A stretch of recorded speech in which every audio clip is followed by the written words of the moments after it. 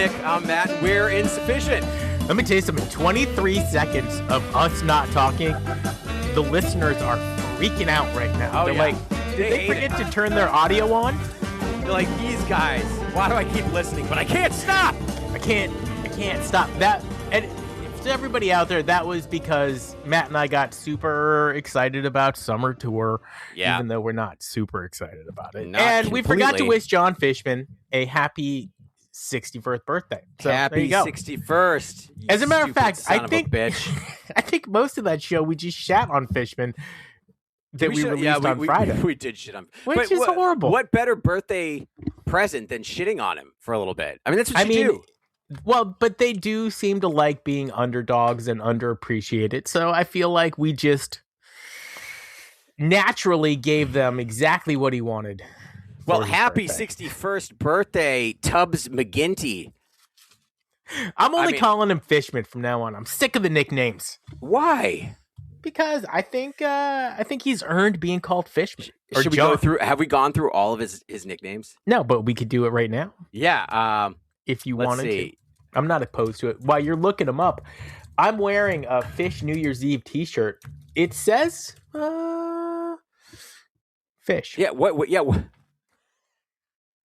And it's in possums. And then they didn't even play possum during that whole run.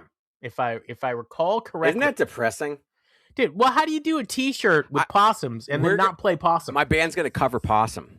Dude, that's what I'm talking about. Yep. I mean, I think it's a good one to do, right?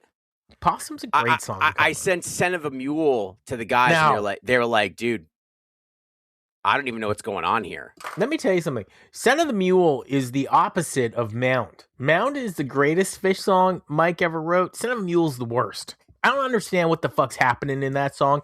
And then Paige and Trey took it over, and they play Russian dancing music at the end. And it just eats up 8 minutes of the show, and you're like, I used to love it, though. Catch me in the 90s frog gigging to it. It's one of my wife's favorite Fish songs. She's like, it's just such a good song. Unbelievable to me. I know. That makes like next to no sense. Unless she's talking about the studio version, and then fine, whatever. What? Oh, the studio version's great. By the way, my daughter has found our podcast online. Oh, God. On video. And her favorite thing to do now is to watch this podcast, even though we swear too much. So is that what she says, too? She's like, Daddy, you swear too much. Yeah, she told me to say flippin' onions. And I'm like, what? Flippin' onions. And I was like, but it still means the same thing. You know I'm saying the F word. Right. And so just say the F word. Yeah, just go for it. Would you be quiet? Can't help it. I forgot to turn off the old ringy dingy. All right, classic. Classic Fishman names? Okay, I'm going to blind rank them. How many are you going to do? Oh, there's a bunch. All right. Henrietta. That's like number 3. It's one of the greatest. Might be number 1, but no, I'll go number 3. / Hankrietta. Oh, that's like a 19. I'm against that one. Tubbs is up there. Top 5 for sure. Let's go 4. 3 and 4 in the books. John the Fishman. That's got to be number 1. That's his name. No, it gets better. Moses Brown. I love Moses Brown. That's a 6, though. No, my favorite one, Moses DeWitt. DeWitt is great. And what I love about that is they call him Moses DeWitt because that's where he lived in upstate New York, which was a couple towns next to where I grew up. No, because he has a crush on Joyce DeWitt from Three's Company. He's from the town of DeWitt, dude. DeWitt, upstate New York. Moses Heaps. So anything Moses, I'm lumping together in the same category. Okay, this one, Moses Yestraminsky. I'm still in the Moses, still liking it. J. Edgar Hoover. That's a great one. that's 7. Vinny Parbanio. I've never heard that one before. I'm going to give it an 11. I didn't like it too much. Phil Collins. Classic. That's number 2. Zero Man. Oh, it's mean. 18. Johnny B. Fishman. That's still up there with John Fishman. Same thing. Love it. Sultan of SWAT. I've heard that one. Yeah. That's a good one. The Yo-Yo Ma of vacuum cleaners. Let me tell you something. We did get Fishman a vacuum for his birthday as a I know, reminder. he sent it back. It was awful. He said, fuck you guys. The Piper. Okay. That was like in Europe, probably. Sandsbag the Piper. Okay. Tubbs the Beast Boy. I feel like you're looking at a list that may not be factual. No, it is. This is all from his Wikipedia page. John Fishman has a Wikipedia page? Yeah, it's quite extensive. Oh, my God. Eyeball Man. Hey. Little John. It's okay. It's kind of mean. Dude Friar, is small, though. Friar Tubbs. Yeah, I like that one. Greasy Physique. That is number one. Yeah. All time. On the washboard. Greasy Physique. By the way, on the show we're going to talk about today, he gets called Greasy Physique. Marco Esquandolas. Oh, fuck. I'm not sure that we know that that's him. I don't think it is. Yeah. Luke Skywalker. That's a great one. Classic, number 7. Sneeze Blood Eyeball. Nah. Forrest Gump. This is my favorite. Morton Charlton Heston. I've heard that one. That's amazing. Hi. Hi, Cham. Okay, talk about fish. Why do you like fish? It's a fish podcast. You can't just make faces. You have to talk. No, the breathing's pretty good. All right. All right, You Cham. like to dance to Fish. You love when Yeah, we she watch the does. concerts. Who's your favorite member of Fish? Fishman? Give me Fishman. 5. Yeah. Say happy birthday, Fishman. Happy birthday. Fishman. Happy birthday, Fishman. Who else in the No. band do you like? Who's got the best hair? Like the guy in the middle. Mike? Yeah. Yeah, Mike's got the best hair. He's in the middle. Yeah, Mike does have the best hair. And then who does the best singing? Probably the guy that's like next to Mike. The guy next to Mike, that's Trey. Trey. Nice. Good job, kids. See, let me tell you Bye, something. Chad. That's why people listen to the show. Hard hitting, investigative journalism. I love it. These aren't official introductions, but have shown up fan lore and Reddit threads. Okay. Soda jerk. Dude, I love the word jerk. Lunchbox. Yep. Dad. Wow. The greasy troll. Wolfman's cousin. But he's the Wolfman's brother. Harriet Tubman. Okay. 3 more. And that's Okay. it. This segment's gone on too long. Missing link. Yeah, I mean, that's pretty obvious. Would it Bob be Weaver too. Bob Weaver. That's number 1 Yeah. for sure. All right. So, ladies and gentlemen, your favorite band, our favorite band, decided to release something that I told somebody I didn't want because I could get my own, and apparently I can't because it's sold out. But we're going to talk about 12/31/1993, which was at the Worcester Centrum. Yeah, and this show was a true hinge point show for Fish history, the night where the band stops being a cult Northeast band and starts becoming Fish. Yes. And just for like the super fun of it all, Fish had played 1991 in Worcester in a small club. They'd played New Year's in 92 at Northeastern University, also in a small So this arena. is like the real deal. And so then 1 year later, they're playing the Worcester Centrum, and it's fucking balls to the walls. They enjoyed every second of it. We enjoyed every second So of it. big picture of the show, 1993 Machine Precision Fish. Okay. Comedy plus musical ambition fully merged. First appearance of Down with Disease. One of the most legendary Harry Hoods ever. And then blueprints, obviously, for New Year's Eve spectacles going forward. Agreed with that. So this is kind of the first time they had a gag, and the gag was up there the whole show. Time. It was Fishbowl. And so I love that. They should bring that back. For yours truly, this was my first Fish show, and so never having been to one, I thought, whoa, do they do this every time? They don't. No, they but do they not. did it that time, and it was pretty fucking amazing. So, set one, You got to do the sound check, but we're going to call this We're Better Than You Think. okay. First song, Blazing Llama. Immediate high velocity start. This is probably why most of us out there love a llama opener, because there have been some amazing shows, including this one where llama opened it hard. Super hard. Blazing fast. Gula to follow that up. Is everybody in? Everybody in the Dude. middle of the break. Oh, dude, they all stopped on a dime. Classic Fish. Now was this in reference to The Doors? Is everybody in? The show is about to begin. Are you sure? I mean, it might have been. You're not sure. I think I think they were just fucking showing off. Like, hey, we can stop in the middle of a song and then pick up right in the middle of the song. They only, have we ever talked about the time they stopped and then they all started playing the middle of David Bowie and then stopped and then went back into the other song?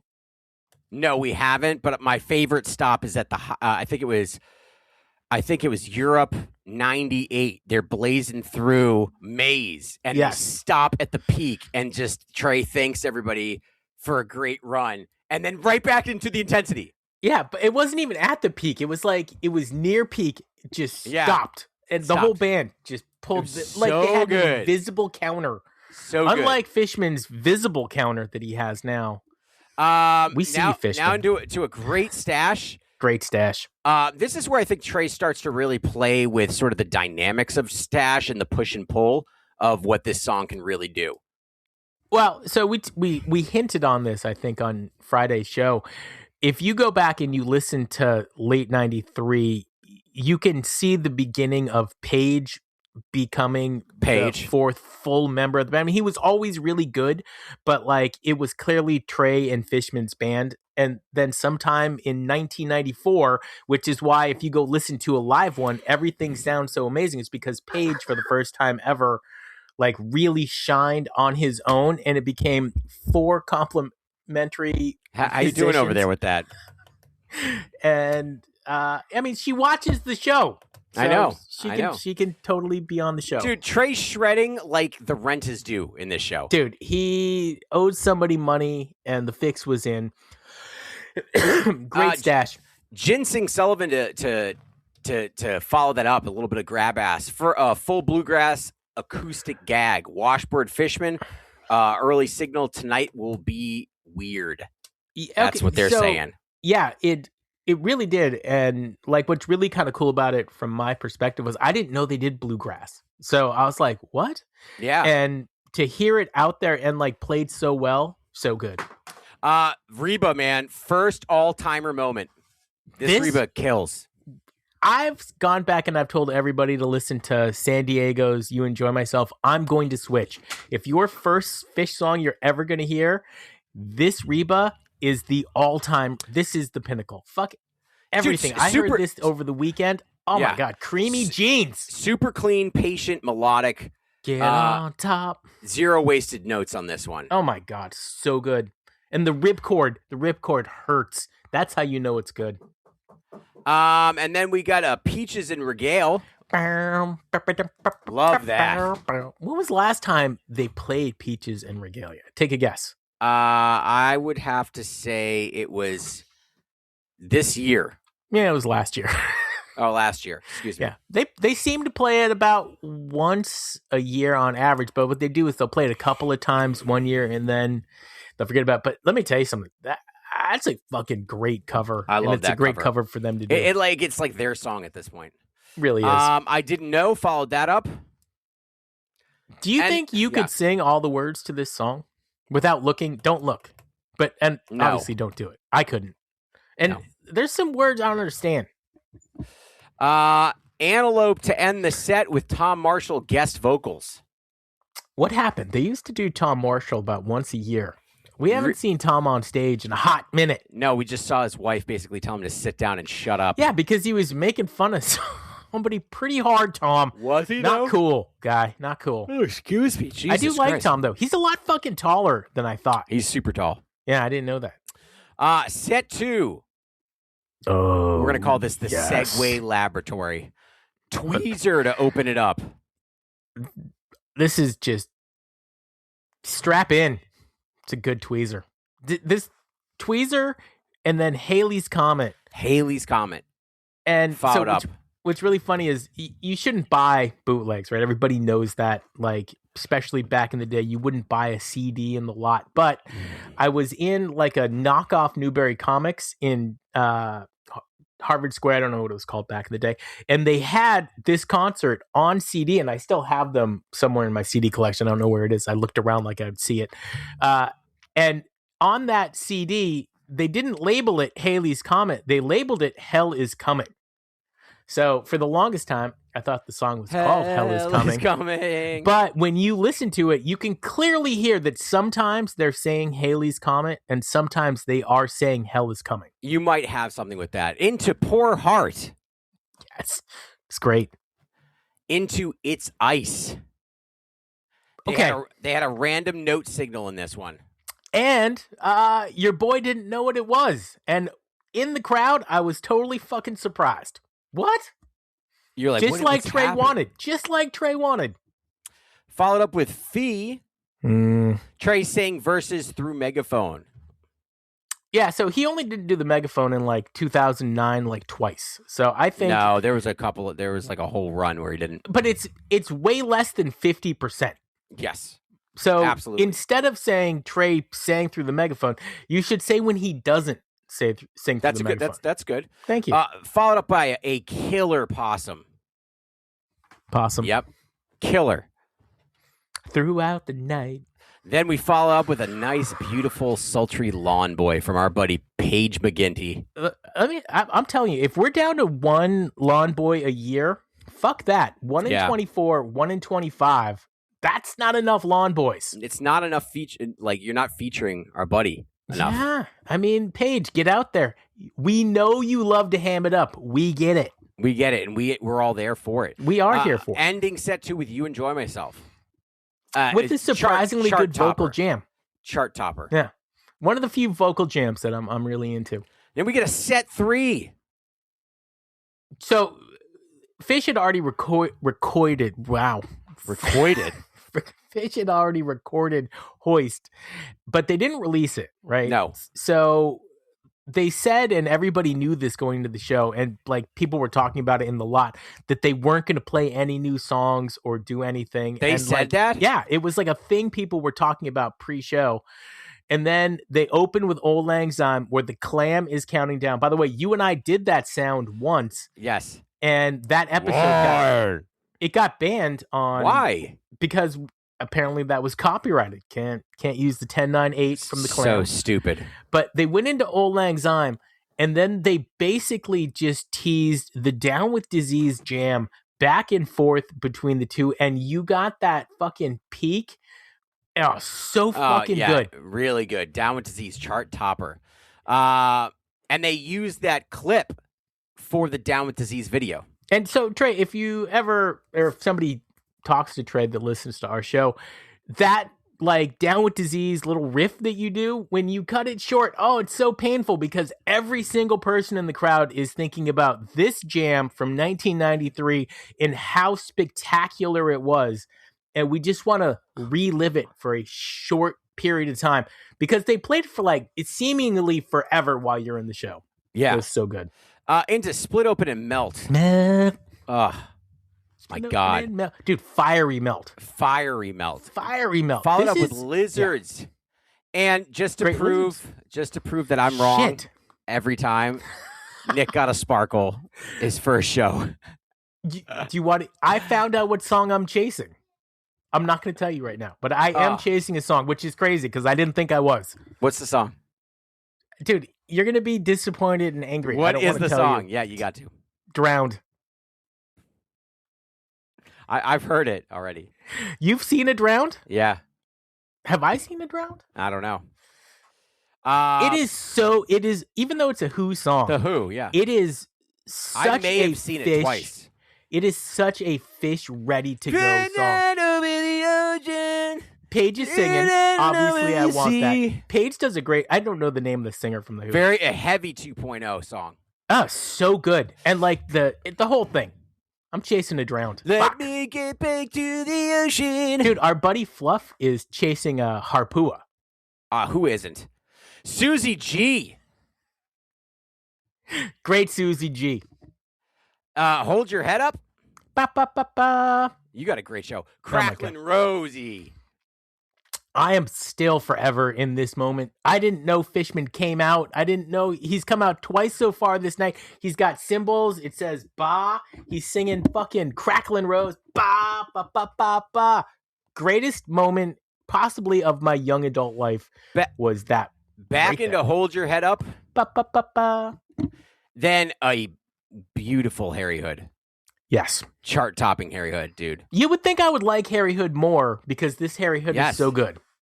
And then ending with Tweezer Reprise. No non-same set Tweezer Reprise. So No. I thought we did for a second. Well, it's not encore reprise, so everybody should be happy. Encore Golgi Yep. and Amazing Grace. Acoustic Amazing Grace. Probably the first time I got shushed. The entire show was broadcast live and rebroadcast the following day on Boston's WBCN 104.1. Dude, awesome. I love that BCN was there to do that. That is so fun. I miss fucking BCN. Toucher and Rich. Ugh. So I used to, like, BCN would follow Fish around when they came to Boston. And there's this one show where I didn't get in and I'm outside at Mansfield and, like, I'm walking around the lot and then I run into some friends and we're walking around and then we walk into some undercover cops who literally were dressed like bikers in their early 40s, late 30s. Like, you could just tell that they were narcs. And as Lauren's walking away, she turns and she goes, "See you later, Nickelbag." And then the fucking cop looks at me and he goes, "Nickelbag?" And I was like, "Peace." And See ya. You ever seen an Eskimo run this fast? Never. So funny. I'm like, Slip, dude, what do you think's gonna happen to Fish? You just run. You're like slip sliding away. I was thinking Fish could cover a Paul Simon song, but I They can't already remember did. which one. They did? already did. 50 Ways to Leave Your Lover. Ah, And that's Fishman not bad. sang it. He came out on like a little drum set. Is Fishman singing? Oh, okay. So he was playing though. Yeah. Okay. And that's a great beat too. That's a tough one to play that beat. By the way, Steve Gadd.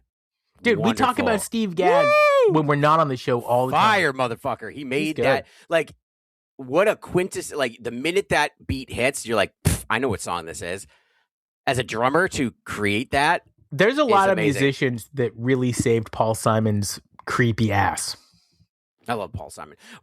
Question of the day: which was the bigger misstep at MSG? An unfinished chalk dust torture, a sloppy divided sky, and why?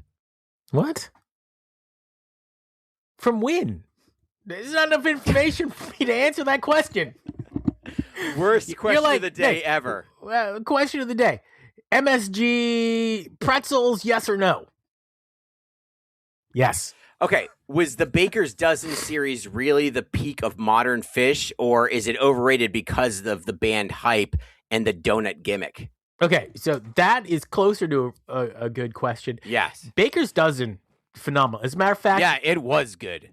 And I was there. tomorrow's episode, we're going to talk about the Baker's Dozen. He's Matt, I'm Nick. This was Insufficient. Ooh. Play with your ham and cheese and then send it down a sliding. I wonder if any of our listeners have a song that they sing to this song. I bet they do. By the way, I just want to thank everybody out there listening to this. Yeah. It's awesome. We don't thank you enough. Nick, you wanna throw out some stats on here, man? I don't have any stats to go. We are streamed in 1,500 different cities across the world. That is true. You know what? Tomorrow I'll have stats ready to go.